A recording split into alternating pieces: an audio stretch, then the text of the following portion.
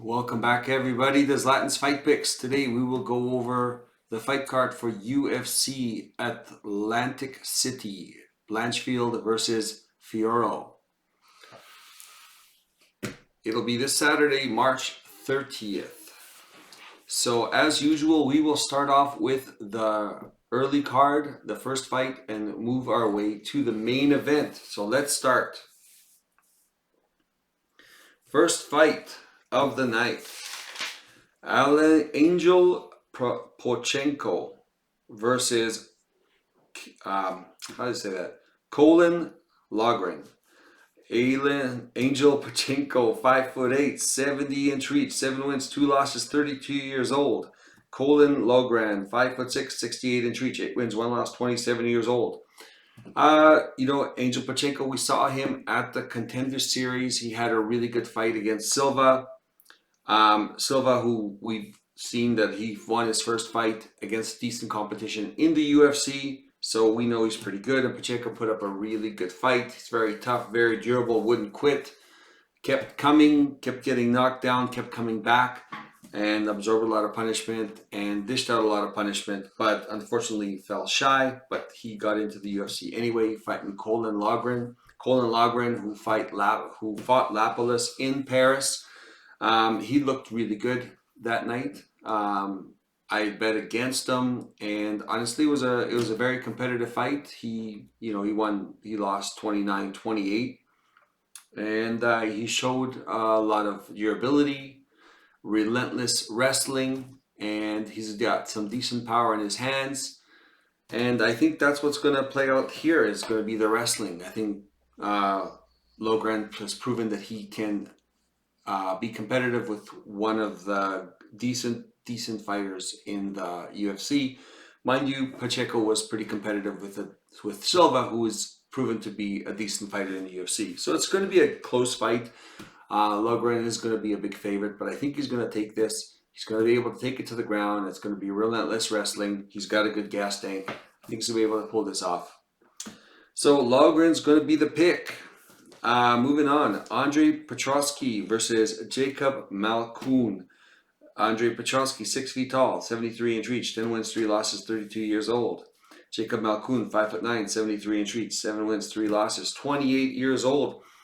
Malkoun is somebody that, he looks undersized. He doesn't look really ripped, but the guy's got a great gas tank. He's very durable, great chin, good wrestler, relentless takedowns. And he seems like he'll just break anybody. He'll just keep going for takedowns after takedowns after takedowns, and he doesn't get tired.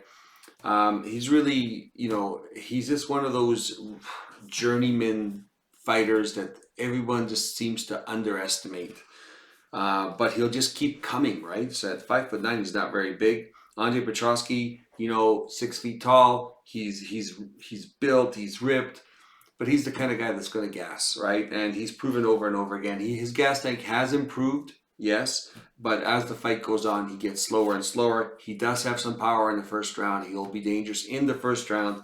But once this fight leaves the first round, he will be less and less dangerous. And Malkoun will just begin to wear on him. And I think Petrosky's a good wrestler, but I think Malkoun's just a relentless wrestler. And I think he's better. So Malkoun's going to be the pick. Do I think he's going to stop him? No, I think it's going to be a grind to a decision. Just like Logren is going to be a grind to the decision. This is the first fight we talked about with Logren is going to be a decision. Malkoun's going to be a decision, and I think in both cases the really good wrestlers are going to win. Moving on. Victoria Dudakova versus Melissa Gatto. Victoria Dudakova, 5'5", 67-inch reach, 8 wins, 0 losses, 25 years old. Melissa Gatto, 5'5", 69-inch reach, 8 wins, 2 losses, 2 losses, 2 draws, 27 years old. Victoria Dudakova just came for the first time. I think she fought twice. One time somebody had what did she fight? She fought that girl who ended up breaking her arm. Really quick and early, and the fight had to be stopped. And then she fought Jin Fry, which she was just so much bigger than, and just kind of pushed her around. I mean, she didn't look stellar. She looked okay. I don't think she's going to be like some kind of superstar, and she's very young. Maybe it's hard to tell. I think she was going to move her way up. But she's going to fight another girl who's the same size because she's moving up a weight class. So now these girls aren't going to be smaller than her, and I think up to this point, she's been fighting in a lower weight class, cutting weight, and she's been just a bigger girl. She's definitely tough. She's durable. She'll push through anything. I know she pushed through like a foot injury last time, and you know what? She's going to be tough, but I don't think she's got the striking to stay with Gatto on the feet. And I think Gatto's got some pretty good takedown defense, and she's pretty good off her back, and she's got a pretty good get-up game. I think Dudakova has to muscle you down to the ground. I don't think there's a lot of technique. I think Gatto's got the much more experience in the UFC. Dudakova is probably going to get better and better as the fight, as her career moves on. I think in this case, Gatto's going to have the advantage. She's going to have the reach. Roughly about the same size. I think this is going to be different for Dudakova being same size rather than oversized. And Gatto, who's long and lanky and hard to deal with on the outside, I think will win this. So Gatto's going to be the pick. Ibo Aslan versus Anton Turkalj. Ibo Aslan, 6'3", 77.5-inch reach, 12 wins, 1 loss, 27 years old. Anton Turkalj, the Pleasure Man, 6'4", 78-inch reach, 8 wins, 3 losses, 27 years old. The metrics are virtually the same. The Pleasure Man, came into the league and he was very durable and he's really tricky to deal with. He seems like he could take a lot of punishment and then he somehow gets everybody tired. He's got a great gas tank. Unfortunately, we saw a kink in his armor. He got knocked out for the first time by Tyson Pedro by a really powerful shot. Who knows, his chin might be going. He's 27 years old, but this guy just absorbs so much punishment straight on. He's been getting pounded on, and he's been using, his chin is basically the weapon that he uses, and his cardio. He's decent on the ground. He's an okay striker, but he just got, very bad defense and takes a lot of punishment. And you got Ibo Aslan who's coming on, and he's the kind of guy that just knocks everyone in the first round. And he's very powerful. So this could be a case like Tyson Pedro knocking out Turkalj. He can come out and Aslan can knock out Turkalj. Turkalj is the underdog.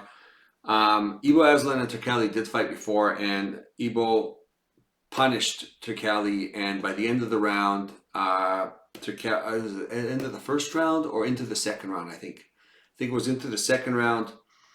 Turkalj just kind of took over the fight, and Aslan just faded and dropped off a cliff. He just blew his wad kind of thing, trying to knock out Turkalj, and he was just hitting him hard and hurting him. But Turkalj, had a great chin and stuck through it, and eventually got him to the ground, and he choked him out. This is the kind of fight that I would bet after the first round, because if Ibo Aslan wins, it's going to be in the first round. I'm picking Turkalj to win because he's already beaten this guy. Granted, it could have been one of those things, and Aslan this time can knock him out. But Aslan's just a big brute. I don't think he paces himself well. I think no matter what happens, he's going to get tired after the first round. Turkalj, he did get knocked out by Tyson Pedro, who does have some power in his hands. It's the first time he's got knocked out. Is his chin gone? We don't know. If it's not gone and he survives the first round, he's going to take over the fight in the second round. This is the bet I would do after the first round. And if Turkalj doesn't get knocked out, he will probably get the shit beat out of him. And he will be a huge underdog, and that's when you bet Turkalj to come back and beat Aslan. So Turkalj is going to be the pick. I would say bet after the first round if he's still in that fight. But I'm expecting him to probably weather the storm. Ibo Aslan's going to come out trying to kill this guy because the first fight, they didn't get along, and after Anton choked him out, he stood over him yelling and screaming, and it was just not a good way to end the fight. It was very unprofessional, and there was a lot of animosity, and I think Aslan wants revenge. I don't think it's going to play in his favor, because if he doesn't knock him out in the first round, it's going to end up the same way, because he's going to come out just trying to knock Turkalj out. And Turkalj just got to be smart. But the thing is, he takes a lot of punishment. So Again, Turkal's going to be the pick. I would say wait for the first round to be over in case he does get knocked out, and if he doesn't, bet on him instantly because he'll be behind at that point. Moving on, Dennis Buzuka versus Connor Matthews. Dennis Buzuka, 5'9", 70.5-inch reach, 11 wins, 4 losses, 26 years old. Connor Matthews, 5'8", 71-inch reach, 7 wins, 1 loss, 31 years old. Dennis Buzuka, he got thrown into the UFC. I think he's been losing nonstop. I don't know if he beat anybody yet, but he's been fighting some decent competition. But I just don't think he's UFC level. And Connor Matthews, I mean, he might be barely UFC level. I know that he fought in the Contender Series a couple times, and the last time he won it, the first time I saw him against something, his last name is Marshall. Anyways, he goes by the Fire Marshal. Decent fighter, young, strong, great wrestler, good hands, durable, lots of cardio, and he fought Connor Matthews, who at that point was knocking everyone out in the first round, and Connor Matthews lost the decision. But you know what, to his credit, he stuck with it. He defensively grappled, he got back up on his feet, he tried to take him down. There was a lot of punches exchanged, and it was a good fight, entertaining fight, and Connor Matthews is very durable. I think Dennis Buzuka is very durable too. He has fought the better competition. He's fought in the UFC. Connor Matthews, this is his debut in the UFC. He is the underdog. Buzuka should have the advantage as far as the experience and just being there. But, I just don't think very much of his skills. It's not that, I just don't think he's UFC caliber. I think Matthews is barely UFC caliber. It is his first fight. I could see why Buzuka is the favorite, but I'm going to go with Matthews. Not super confident on this pick, but decent confident. Again, well, not mid to low. Matthews should beat Buzuka, but you never know. We'll see. This is his first fight, right? I mean, you always want to kind of fade the guy who's just coming into the UFC, but Buzuka is not UFC level. It almost seems like he got these fights because of the camp that he's at. So Matthews is going to be the pick. He is the underdog. I picked a few underdogs in this one. Turkal's an underdog too. Moving on. Julio Arce versus Herbert Burns. Julio Arce, 5'7", 70-inch reach, 18 wins, 6 losses, 34 years old. Herbert Burns, 5'9", 73.5-inch reach, 11 wins, 4 losses, 36 years old. Herbert Burns, definitely 36 years old. I think he's starting to fade. He hasn't fought in a while, neither has Arce, 34 years old. Arce is still probably in his peak. He is moving up a weight class, so he's going to be fighting guys that are actually bigger than him, because he wasn't a very big, what was he? Was he fighting in bantamweight? He wasn't a big bantamweight. Was he fighting in, I'm pretty sure he's moving to feather. But now he's going to be kind of undersized for featherweight. Herbert Burns is dangerous for the first round. He seems to gas really quickly as the fight goes on. He's very dangerous, especially with his grappling, high-level grappler. Julio Arce is a pretty good grappler himself. He's got great defensive grappling. He's a much cleaner striker. He's going to be a way better boxer, but he is going to be smaller. He's going to have the reach disadvantage. That's not going to work in his favor. He is a decent sized favorite. I don't think he should be that much of a favorite, but you know what? I think he should win this. He's coming back to giving him a fight that he should be able to win in a different weight class. So I think they're just introducing him to that weight class, and hopefully the UFC wants him to win. Herbert Burns is probably on his way out at 36 years old. He's never been stellar or anything, but Julio Arce is going to be the pick.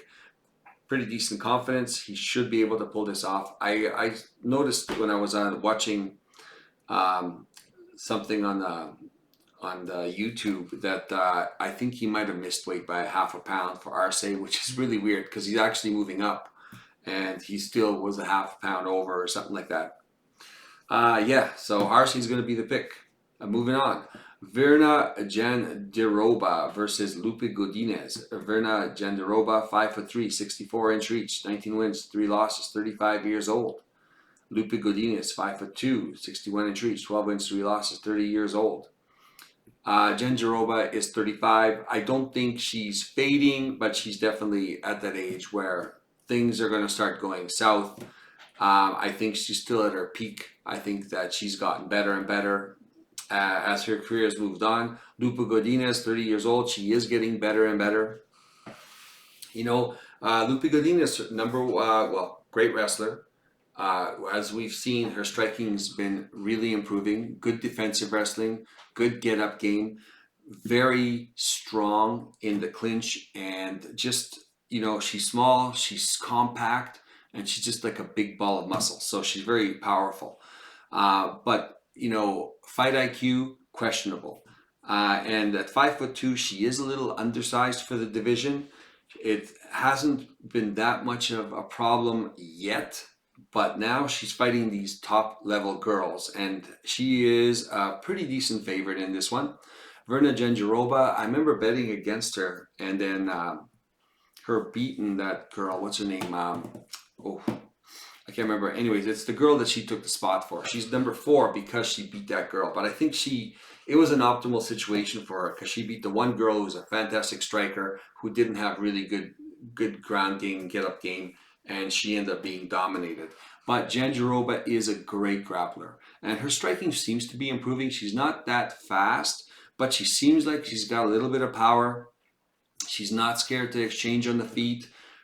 She's not panicking to get you down. She'll stay on the feet if she has to. I think that there's levels to this game, and I think Jandiroba's ground game is much better than Godinez's. And I think the wrestling will go to Godinez. Jandiroba doesn't have great wrestling. She's okay wrestling, but she's, her takedowns are pretty good, not great, but she's got a lot of good clinch takedowns and stuff like that. And once she gets on top, she's very hard to get off. She's very good on the ground. She goes for sweeps if she's on the bottom. She's very tricky and hard to handle. So this fight's going to have to play out where Jandiroba has to take Godinez down and hold her down long enough to win these rounds. Godinez, she is the favorite, but here's the thing. She's a Canadian girl, and I wanna support her. But I don't think there's a super high ceiling for her. I think what you see is what you get. I don't think she's going to be in the top 10 or 9. I think, her beating, Baby Shark just the other day on a split decision. I mean, I bet on Godinez. I was scared because it was a split decision. I thought she won the fight, but yeah, I mean, she was getting hurt by Baby Shark. Baby Shark couldn't take her down. Baby Shark is really undersized for this weight division. Everyone's picking Godinez. I'll be honest with you. But I'm gonna pick Jandiroba. I don't know why. Jandiroba just has to take her down a couple times and just win a couple of rounds. The last time Lupe fought a really good grappler was her first fight in the UFC, and she fought what's that girl's name? But she was much taller too. She's a really good grappler, but not a great fighter, but really excellent grappler. And I can't remember. Is it Jessica Penny? Yeah, Jessica Penny. And she ended up losing a close fight with that. And Jessica Penny being larger and longer, she had a really hard time with her. I don't know if she fought I think it was the same weight class. Nevertheless, Godinez says is 5'1", Jandiroba is 5'3". I think the size difference is a little larger than that. I don't know why. I think maybe at least a couple inches in height, and just in general, the frame of Jandiroba is going to be a lot larger. I think Godinez is going to be dangerous on the feet. I think when they get in the clinch, it'll be fairly even, but Jandiroba with her trip takedowns, once she gets on top, I think she'll be able to control her enough to win these rounds.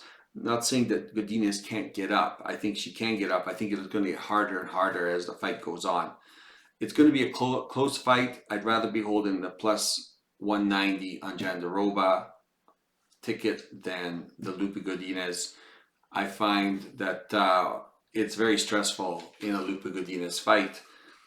I haven't been betting against Lupe Godinez, and so I know about the stress because I'm always betting on her and I'm also always sweating. But this time I'm going to bet against her, and I'll see if it gets any easier. But Jandiroba is going to be the pick. Low degree of confidence. Moving on. Feature prelim. Nate Landwehr versus Jamal Emmers. Nate Landwehr, 5'9", 72-inch reach, 17 wins, 5 losses, 35 years old. Jamal Emmers, 5'10", 74-inch reach, 20 wins, 7 losses, 34 years old. Same age, same height.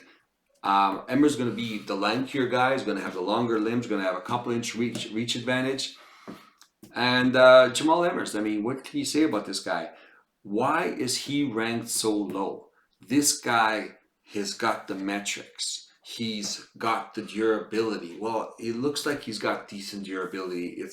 It's questionable, but he looks like he's got really good durability. He's got a good ground game. He's got good striking. Fights on the outside.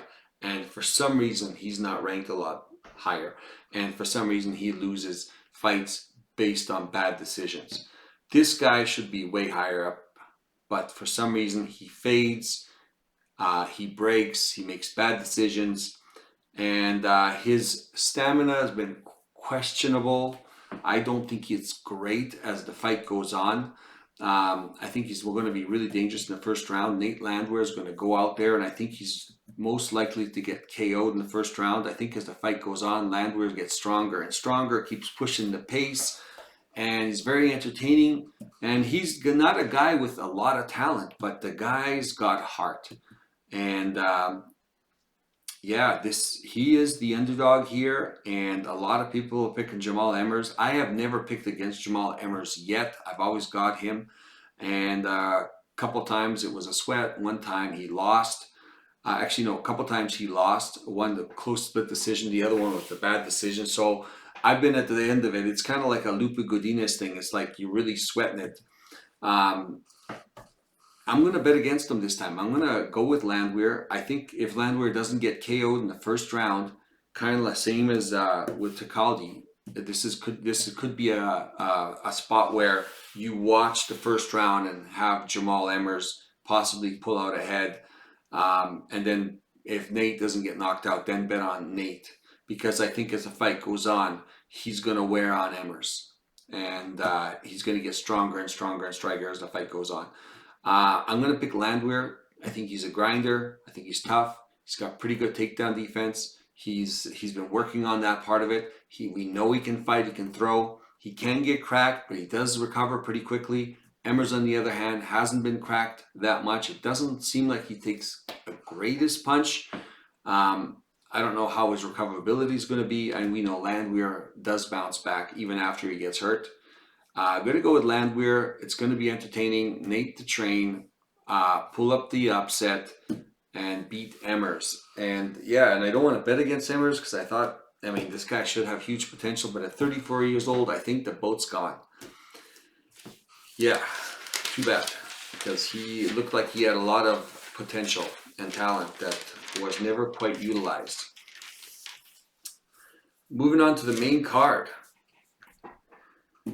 First fight in the main card. Whoa, this is going to be a tall one. This is going to be a tall one. This is going to be a good one, but it's going to be a tall one because these guys are really tall for their division. They're going to be fighting at welterweight. Chidi Njokuani versus Reese McKee. Chidi Njokuani, 6'3", 80-inch reach, 22 wins, 10 losses, 35 years old. Reese McKee, 6'3", 78-inch reach, 13 wins, 5 losses, 28 years old. Chidi's going to be the 1-inch taller and 2-inch reach advantage. I think this is the first guy Reese McKee has fought that is actually taller than him. So it's going to be a little bit of a wake-up call, or, I don't know how he's going to react to fighting somebody taller than him, because I don't think he has. He's tough, he's durable, he'll go all 3 rounds, he's dangerous for all 3 rounds. I find him a little slow, a little too hittable, but he's really relying on his chin. He's 28 years old. He hasn't seen any cracks yet in the chin. He seems to recover quickly. He is UFC level. lower level. So normally I would kind of bet against him. I think he's going to get outpointed. He's fighting Chidi. Chidi went from middleweight down to welterweight. I mean, he was tall at middleweight. Now he's really tall, if not the tallest, at welterweight, at 6'3". So he was fighting a really tall guy, which is still going to be odd even for Chidi to fight somebody almost with the same metrics at this weight class. So I'd imagine he had a really tough weight cut because he looked like a big middleweight. So if he did it right, that's fine. But he's 35 years old. It gets harder. And Chidi is a great first round guy. This guy will come out. He's a sniper, straight shots, straight kicks, T kicks, and he can really hurt people. And the problem with Chidi is if he doesn't get you out of there, it seems like he gets discouraged. And, if you could take his best shots, he doesn't respond well when you're dishing out your best shots, because I think it's a mental game with him as well. I think that this is, again, another fight that if Rhys McKee doesn't get knocked out in the first round, he's going to come back to win this fight. It's a fight that probably would bet after the first round because Chidi's going to just give it to him like he does everybody else. And McKee is hittable, so he's going to get hit hard. If he survives it, he's really resilient. The guy's like a zombie. He's going to walk through it. And I think Nija Kawani, as the fight goes on, will wear mentally and physically because of this weight cut. So I'm going to pick Rhys McKee for this fight. I don't think he's a real fast fighter. It does take a lot of punishment, but if it gets past the first round, I think Chidi's going to start to break. So yeah, I'm going to pick McKee. He's underdog. Just got to go with my gut on this one. I bet McKee against Lusa last time, and he was just getting his ass kicked for 2 rounds, and then he almost KO'd Lusa in the 3rd round. I was cheering and trying to, come on, knock him out, and Lusa held on, unfortunately, and yeah.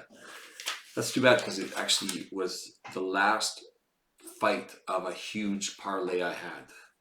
I mean, this is a common story with me, but yeah, I'll never forget that fight because that's the fight I needed. And he was at the bottom leg, and I picked the underdog. He was the underdog against Lusa, a decent sized underdog too. Yeah, he almost pulled it off. I'm going to try it again. Moving on. Next fight, Bill Algeo versus Kyle Nelson. Bill Algeo, 6 feet tall, 73-inch reach, 18 wins, 7 losses, 34 years old. Kyle Nelson, 5'11", 71-inch reach, 15 wins, 5 losses, 1 draw, 31 years old. I mean, what can you say? Kyle Nelson, Canadian guy. I want to support the Canadian guys, but here's the saying. He didn't perform well in his first half of his career in the UFC, and it seems like he's completely turned it around, and now he's got his gas tank up. He doesn't get tired. He can go for the full 3 rounds where he's really dangerous. He's in the first round and a half, and he starts to fade, but he seems like he's fixed that problem. And he's also very dangerous, and he's very durable. He's got hard low kicks. He's got a high guard. He blocks a lot of punches. He doesn't get hit clean. And he's durable, and when he throws with power. He doesn't throw a lot of volume, but he throws with power, and he's very smart, so he's always like trying to throw just enough, and he keeps track of the count. Some guys lose track of the count. He doesn't. He keeps throwing either a kick or a low kick or something like that, and normally he's been doing pretty good up to now with the level of competition that he's been fighting. Now he's going to be stepping up to a different level of competition. I think this is where things stop for Kyle Nelson. I think Bill Algeo is very durable, and again, he's got a decent pace, and he's always throwing something out there. He's tricky to hit. Kyle Nelson likes fighting on the outside. Well, guess what? Bill Algeo likes fighting on the outside too. So I think it's going to be a decent fight. Bill Algeo is 34 years old. I don't think he's over the hill. He's very durable. He's not going to get knocked out. He's good on the ground. I don't know if Kyle Nelson will be able to take him to the ground, but I don't think it's going to really help him. I think Bill Algeo eventually will take him to the ground. And I don't think Kyle Nelson's going to be, he's not going to be bigger. He's not going to be more durable. I don't think he's going to be faster. I think he doesn't get hit. He's got good defense, but he can get hit. Algio, he's pretty slippery, pretty slick. Yeah, I mean, he's a decent sized favorite. I can't see Kyle Nelson. I think this is where his ceiling is. I don't think he's going to go beyond Bill Algio. I think Kyle Nelson has a good run, and he's definitely going to still be in the UFC. But he's going to be the kind of the gatekeeper guy. But I think this is the next level of gatekeeping. Bill Algio is going to be the pick. Let's Nur Sultan Ruziboyev versus Cedric Dumas. Sultan Ruziboyev, 6'5", 76-inch reach, 35 wins, 8 losses, 7 draws, 30 years old. Cedric Dumas, 6'2", 79-inch reach, 9 wins, 1 draw, 28 years old. Sultan Ruziboyev. Last time I bet against him, and he ended up KOing, Ferris? Caught his kick, and some people say it's luck. It was a pretty good KO against a pretty tough guy. Very, very impressed with that win. He's going to be fighting Cedric Dumas, who hasn't been that impressive. I think he's very low level. He doesn't have nearly the experience. He's going to be fighting a guy 3 inches taller. Granted, he does have a 3-inch reach advantage. So I think the metrics kind of offset themselves. They're going to be very similar in size. I think Ruziboyev is pretty good on the ground. Cedric Dumas is okay on the ground. I think that Ruziboyev is going to be the tougher, more durable. He's got way more experience. So I don't see Dumas beating this guy anywhere. A lot of people are betting on Dumas. He's a big underdog. I think he's overrated. I think Ruziboyev, it's hard to tell if he's this as good as we think he is, because that fight, the first fight in the UFC, was fast. He caught the kick. He did plan it because he tried to catch it once. Then the second time he caught it, then he gave him a straight right, and he ended up knocking him down, and he went on top, and he had a lot of accurate punches, and he ended up KOing him. We didn't see very much of him going on, but from what we know, he is durable. So if he's durable, he's going to be able to withstand Dumas, and I don't think Dumas is that powerful. And from the looks of it, Ruziboyev does have some power. He's going to be the pick. I got a high degree of confidence that Ruziboyev should win this over Cedric Dumas. Moving on to Chris Weidman versus Bruno Silva. Chris Weidman, 6'2", 78-inch reach, 15 wins, 7 losses, 39 years old. Oh, 39. Bruno Silva, 6 feet tall, 74-inch reach, 23 wins, 10 losses, 34 years old. Bruno Silva, he's 34, but he's already starting to fade. I mean, granted, he's had some surprisingly good performances, but he's also had some really bad performances. And I think he's at his peak, but I think he's starting to slip a little bit. I think his chin's starting to slip a little bit. Having said that, Weidman, he's 39. He's definitely starting to slip a little bit. He was the champ at one time. He's a good wrestler. He's an okay striker. He seems like he's fairly durable. He fought Brad Tavares, who's not a real power puncher, but he got his leg kicked to hell, and he stuck through the fight, and he didn't quit. And he's going to be the better wrestler. Bruno Silva has been susceptible to takedowns, but he's got a lot of power. I mean, having said that, Weidman doesn't have a lot of power, but he's not a bad striker. I mean, you're talking about Silva. I mean, I remember betting on Silva and him getting knocked out by Mearschart, like cold left hook. And I couldn't believe it. I couldn't believe that Mearschart had the power to knock this guy out, who seemed fairly durable and withstood, the beating from, what's his face, the champ. What's his name? Pereira. So Pereira was pounding on him, and he survived, and Mearschart KOs him. And this goes to show, like, this fight is a lot more volatile than it leads on. And I have a bad feeling about this fight, actually. 39 years old is what really stops me from Weidman. But Weidman, showed some durability and some heart. He's got some wrestling. I mean, we just don't know. And he's a pretty big underdog. Now, I'm going to pick Bruno Silva, because if Silva hits Weidman really hard, he should be able to KO him. He is wearing down. He's 39 years old. But, I mean, Silva has surprised me unpleasantly before. And he fought a pretty good fight against, the new Russian guy, the red-haired Russian, Shapirov or something like that. And he looked good. But like I said, then, look at the Mearshart fight. How do you get KO'd by Mearshart? Subbed maybe, but KO'd? I don't know.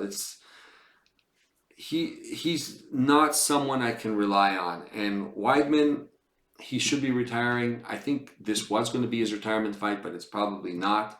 This guy could turn around and win this fight. I've got him in mid-level confidence. I'm going to pick Bruno Silva, but I've got it marked on the board where I've also put down Weidman.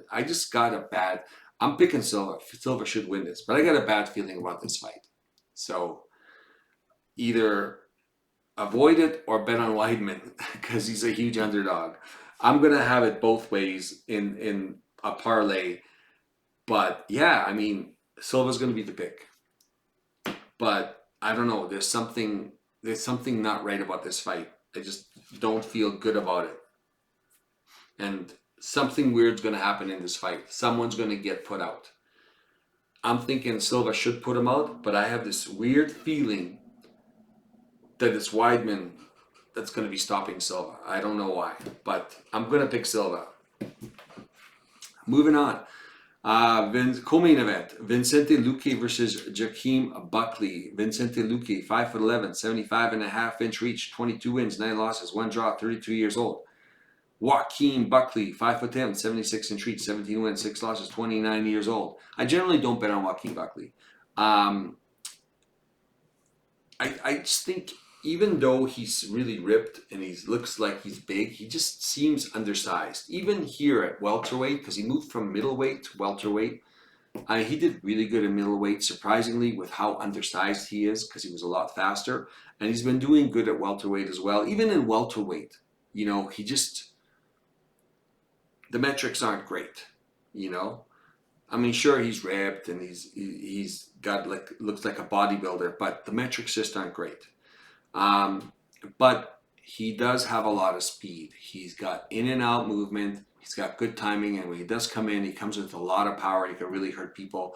It seems like people are having a hard time taking him down. When he gets up in the clinch, he quickly tries to get off the fence. He gets taken down. He gets back up. And there was a couple of guys that were able to control him, but that was at middleweight.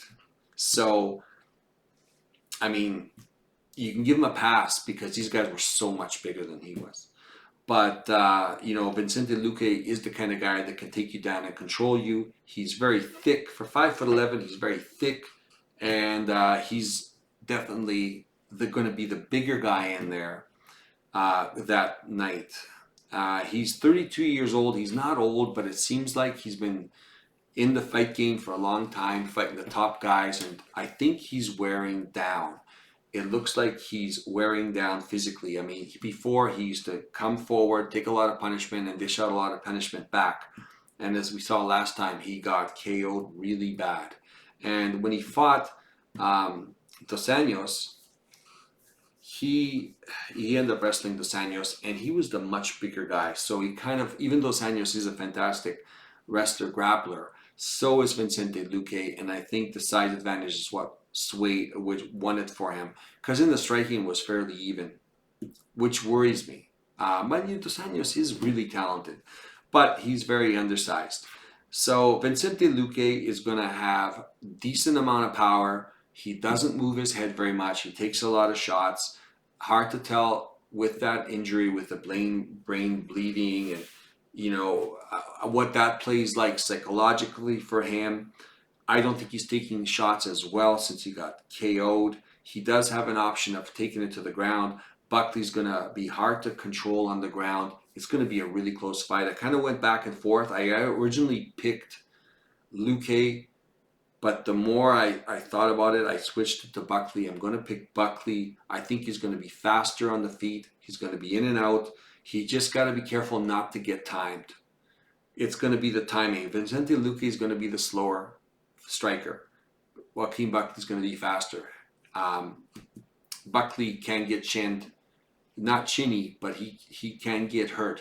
Doesn't have this impossible to get to chin. And Vicente Luque, if he hurts him, he can get on the ground and submit him. So it's going to be dangerous. Buckley's going to be the pick.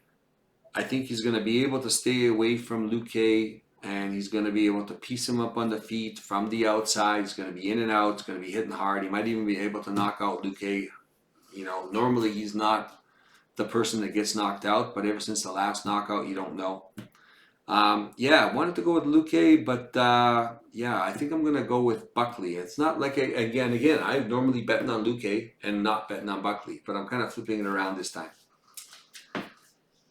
Let's move on to the main event. Erin Blanchfield versus Manon Fiorot. Erin Blanchfield, 5'4", 66-inch reach, 12 wins, 1 loss, 24 years old. Manon Fiorot, 5'7", 65-inch reach, 11 wins, 1 loss, 34 years old. I'm not a big Blanchfield fan. I call her Chesterfield, just haven't been a big fan of hers and her fighting style, always trying to get you to the ground. But I got to admit, though, okay, now she's growing on me. She's starting to do a lot more striking. She's not a great striker, but she's willing to strike, goes in the clinch, goes in against the fence, grinds it out, and then eventually takes it down. So she's becoming more than just a grappler. She's going to fight Manon Fiorot, who's huge for this division. And she's 34 years old. She's not slipping, but she's definitely she's going to have a 10-year age gap where she's 10 years older. That usually doesn't bode well. I think Fiorot, she looked a little undefeatable, like really good. And then when I saw her with an undersized, what's her name? It was this last week, Namajunas. I was surprised at how much Namajunas was landing on her and grinding on her and trying to take her down. And then I saw Fiorot against Maya when she got taken down one time. She's pretty good on the ground, but she's like Blanchfield size, but Blanchfield is a much better grappler. There's certain things I'm seeing that worry me about Fiorot, where she looks very indestructible. I just see certain things that I don't like. I see certain improvements in Blanchfield that I do like. She seems very strong for her size. She's very durable, and she puts a lot of pressure on everybody. And Manon Fiorot has been doing a lot of side kicks, leg kicks, side kicks, leg kicks. I could see Blanchfield catching those kicks. Or not all of them, but she just has to catch one. Because once she gets Fiorot on the ground, I think she's going to be able to wear on her and grind on her and possibly control her on the ground. Even though Fiorot, is a decent size, Blanchfield's very strong. She's very tricky on the ground. I don't see very many people out grappling her on the ground, and that includes Fiorot, or even to get back up. So I kind of went back and forth on this one. I think I'm going to go with Blanchfield.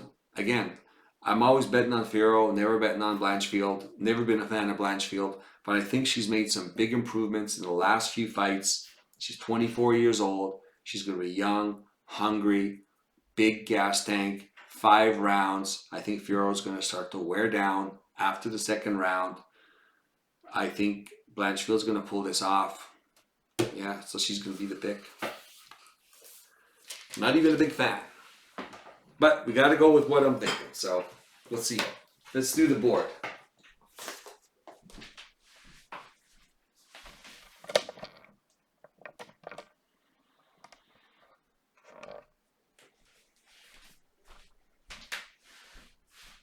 All right, let's do this. Again, let's do our usual thing. This is not financial advice. This is gambling. Only bet what you can afford to lose. This is my interpretation of the fights. I'm going from most to least confident.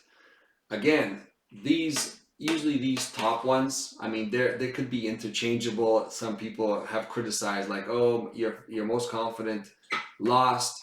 Well, you know what? All these guys could be the most confident, interchangeable now. But again, if any one of them lose, they are the most confident guy. Yeah, at least one of them is going to lose. Normally, hopefully not this time. Hopefully, we'll nail this, and then we can build smaller parlays based on this five, maybe with some mixes. Or and again, do your own research. Take what I have here and look at the ones you agree with, and maybe only use those ones. You can play them individually, which I would encourage to do, and then put them in a parlay if you want. And if you have some confidence, I know I've got these three guys for sure in one parlay, and I'm making some other parlays as well.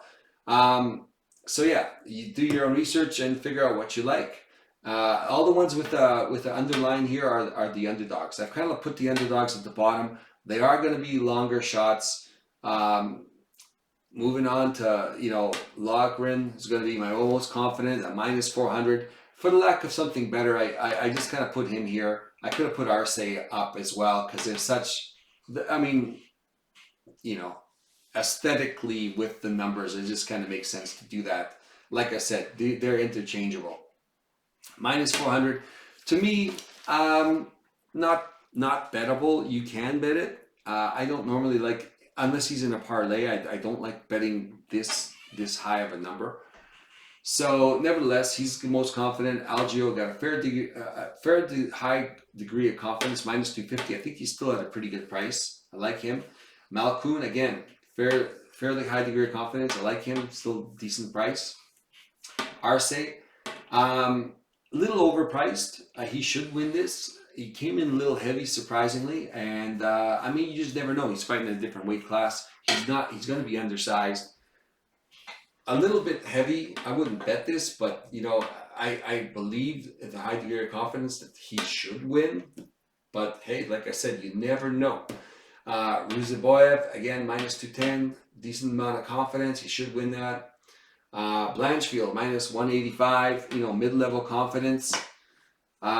She should win, beat Fiorot and be the champ. Oh no, she's going to fight for the championship after.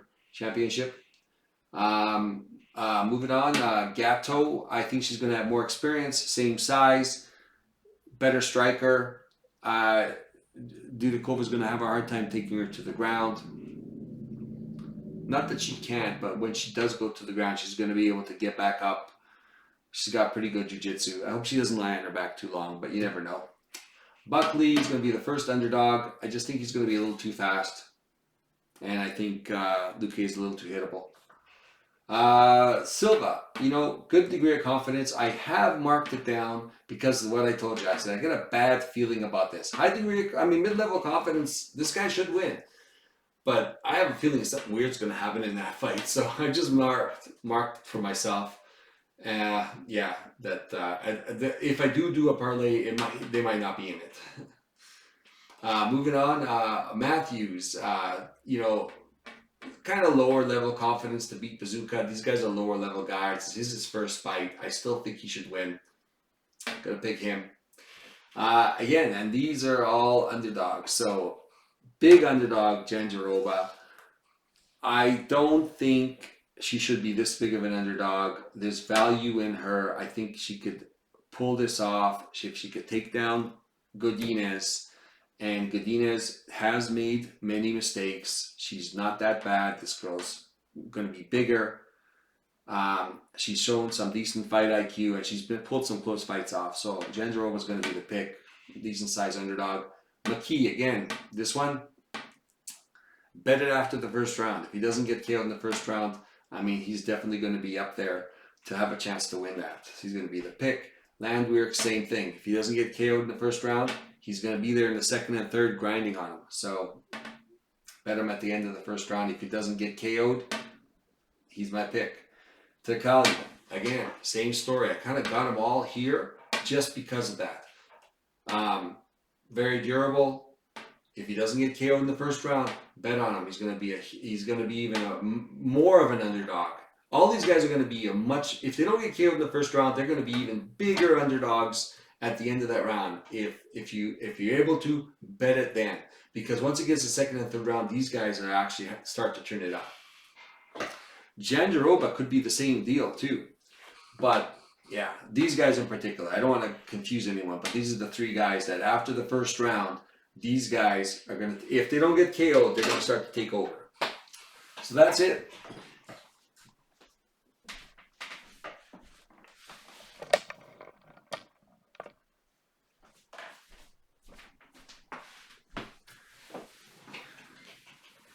Well, thank you very much for joining me again today. Good luck, everyone. Hit the like button if you like the content. Hit subscribe and turn on the notifications if you want to see the next time the video's coming out, because I'm kind of a little all over the place still with putting out the videos. I was supposed to put a recap video out this week. It's too busy, couldn't do it. Just trying to get this video out for this fight. So yeah, hit the like button if you like it. I'll try do a recap video for next week. We'll see how that works out. It is spring break and all. We'll see what happens. Otherwise, good luck, everybody. And we will see you next week. Hopefully everyone does really well this week. I have a pretty good feeling about this board. All right, see ya.